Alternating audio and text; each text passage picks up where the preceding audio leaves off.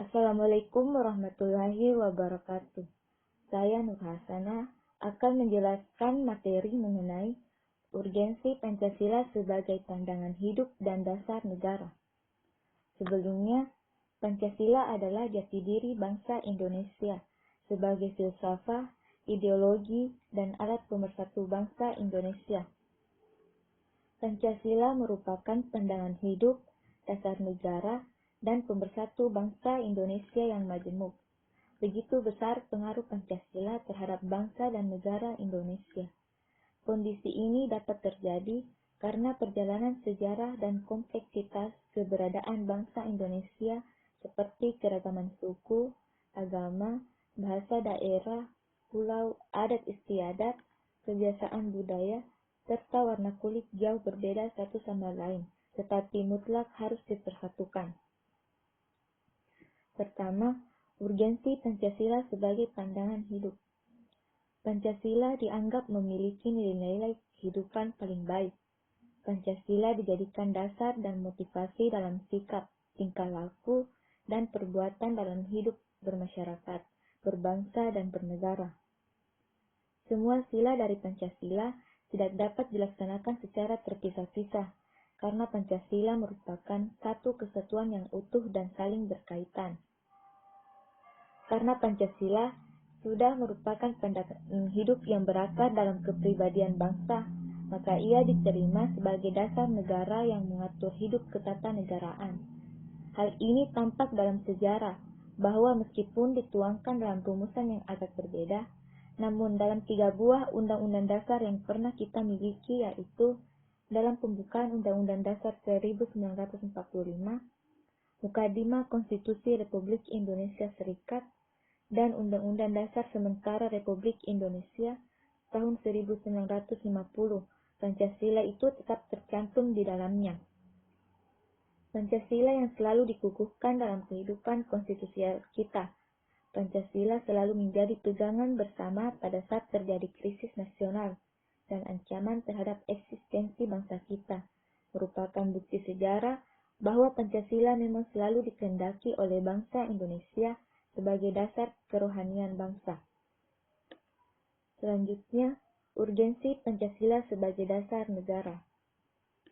Memahami urgensi Pancasila sebagai dasar negara bisa menggunakan dua pendekatan, yaitu pendekatan institusional dan pendekatan sumber daya manusia. Pendekatan institusional adalah membentuk dan menyelenggarakan negara yang berdasarkan pada nilai-nilai Pancasila, sehingga negara Indonesia dapat mewujudkan tujuan negara atau terpenuhinya kepentingan nasional. Sementara itu, pendekatan sumber daya manusia terdapat pada dua aspek, yaitu orang-orang yang menjalankan perintah dengan cara melaksanakan nilai-nilai Pancasila secara murni dan konsekuen di dalam mengembangkan tugas dan bertanggung jawab. Sehingga kebijakan negara akan menghasilkan kebijakan yang mengedepankan kepentingan rakyat. Tetapi melihat kejadian yang jauh dari sikap penerapan nilai-nilai Pancasila pada Indonesia, seperti masyarakat yang hanya memeluk agama tertentu karena faktor mayoritas, sehingga ia tidak bisa menjalani ajaran agamanya dengan baik. Sikap tidak adil terhadap sesama hanya karena perbedaan suatu hal. Aksi bentrok antar suku karena rendahnya kesadaran dan rasa persatuan, dan perlakuan tidak adil di beberapa tempat sosial karena faktor perbedaan ras. Untuk mengatasi beberapa masalah yang ada, perlu pemahaman yang mendalam terhadap urgensi Pancasila sebagai dasar negara.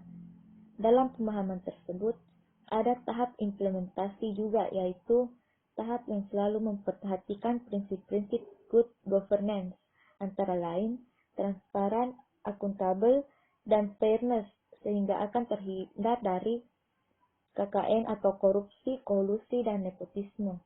Dan warga negara yang berkiprah dalam bidang bisnis harus menjadikan Pancasila sebagai sumber nilai-nilai etika bisnis yang menghindarkan warga negara melakukan free fight liberalisme.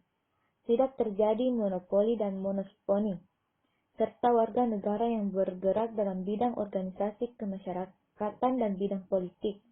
Maka Indonesia akan mencapai tujuan yang dicita-citakan seperti yang diharapkan pejuang-pejuang pada masa dulu jika rakyat Indonesia menerapkan nilai-nilai yang terkandung dalam Pancasila. Itulah tadi materi tentang urgensi Pancasila sebagai pandangan hidup dan dasar negara. Semoga bermanfaat. Sekian dan terima kasih. Wassalamualaikum warahmatullahi wabarakatuh.